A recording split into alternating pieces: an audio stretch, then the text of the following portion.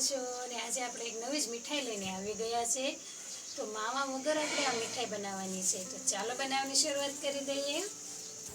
તો સૌથી પહેલાં તો મેં મિક્સર જાર લીધું છે અને તેમાં આપણે આ 1 કપ રવો લઈશું। પરફેક્ટ મેજરમેન્ટ સાથે આપણે આ રવો લેવાનો છે। તમે કોઈ પણ વસ્તુનો કપ અથવા તો વાટકી સેટ કરી શકો છો। અને તે જ કપ ભરીને મેં ખાંડ લીધી છે, પણ કપ થોડો અધૂરો છે। તમે ઈચ્છો તો આનાથી પણ ઓછી ખાંડ લઈ શકો છો અને વધારે પણ લઈ શકો છો। તેની સાથે આ 5 ઇલાયચી છે। તો એલચીમાંથી આપણે બી કાઢી લેવાના છે।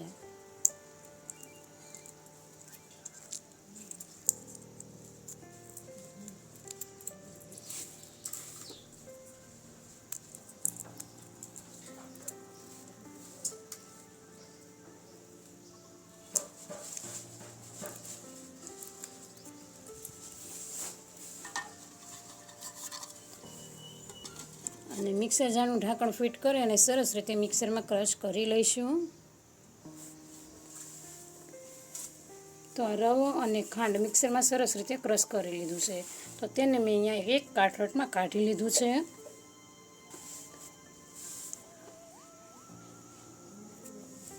તો તેમાં આપણે 1 કપ તેલ ઉમેરીશું।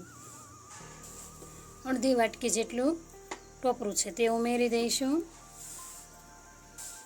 અને ચપટી મીઠું નાખીશું અને બધું આપણે સરસ રીતે મિક્સ કરી લઈશું।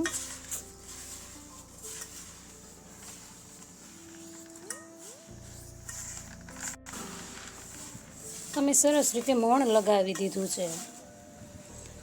જોઈ શકો છો તમે કેવું સરસ રીતે મિક્સ થઈ ગયું છે અને ટોપરું નાખીને આપણે તો બહુ મસ્ત સ્વાદ આવે છે। તો આપણે મોણ સરસ રીતે દઈ દીધું છે। તો હવે આ લોટમાં છે ને આપણે આવી રીતના ગોળ રાઉન્ડ કરી લઈશું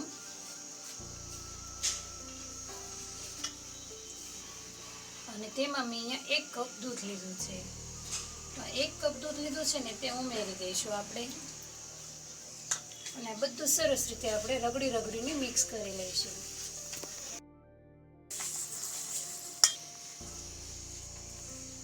તો તમે જોઈ શકો છો અત્યારે આ કેટલું ઢીલું છે, કારણ કે ખાંડ આપણે આમાં ઉમેરી છે એટલે તે ઢીલું જ હોય। તો તેમાં આપણે અડધો કપ ઘઉંનો લોટ છે તે ઉમેરી દઈશું અને તેની સાથે આપણે અડધી વાટકી મેંદો છે તે પણ ઉમેરી દઈશું અને સરસ રીતે મિક્સ કરી લઈશું।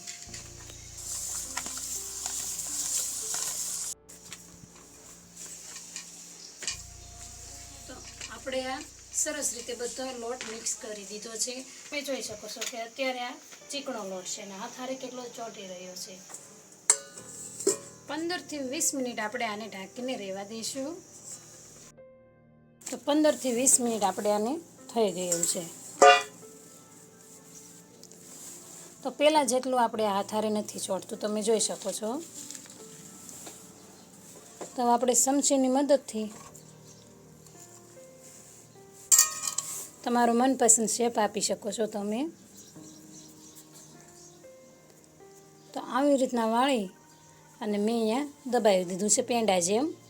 તો આવી રીતના બધા જ બોલ્સ આપણે વાળી લેવાના છે। બધા જ લુવા વાળી લીધા છે।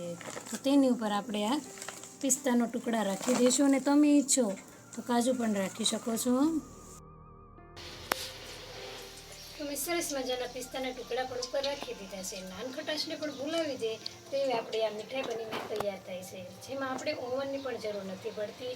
તો મેં આ મીઠાઈને તળવા માટે અહીંયા તેલ ગરમ થવા રાખી દીધું છે અને આપણે સરસ રીતે આપણે આ મીઠાઈને તળી લઈશું। હવે તો તેલ આપણું ગરમ થઈ ગયું છે,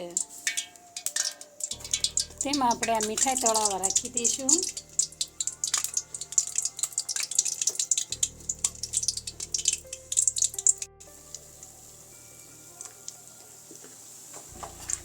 તો આ મીઠાઈને આપણે તરત જ હલાવવાની નથી, આવી રીતના તેલ આપણે આમ ઉપર છાવા દઈશું અને એકદમ ધીમા તાપે જ આપણે આને તળવાની છે। તમે જોઈ શકો છો કેટલો ધીમો તાપ છે અને આપણે આ મીઠાઈ તળાઈ રહી છે. કારણ કે ફૂલ તાપ કરશો ને તો મીઠાઈ દાજી જશે અને અંદરથી કાચી રહેશે. એટલે તાપ આવી રીતના ધીમો જ રાખવાનો છે.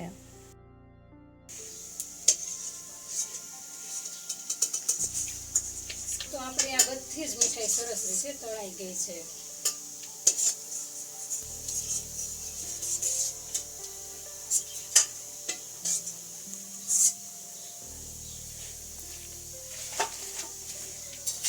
તો સરસ મજાની આપણી આ મીઠાઈ તૈયાર છે. તમે આને ચા સાથે પણ ખાઈ શકો છો. અને બાળકોને તો જો આ મીઠાઈ તમે બનાવીને દેશો ને તો બિસ્કિટ તો ભૂલી જ જશે. પણ હા, જો તમને મારો વિડીયો પસંદ આવે તો લાઈક, શેર અને સબસ્ક્રાઈબ કરવાનું ભૂલતા નહીં.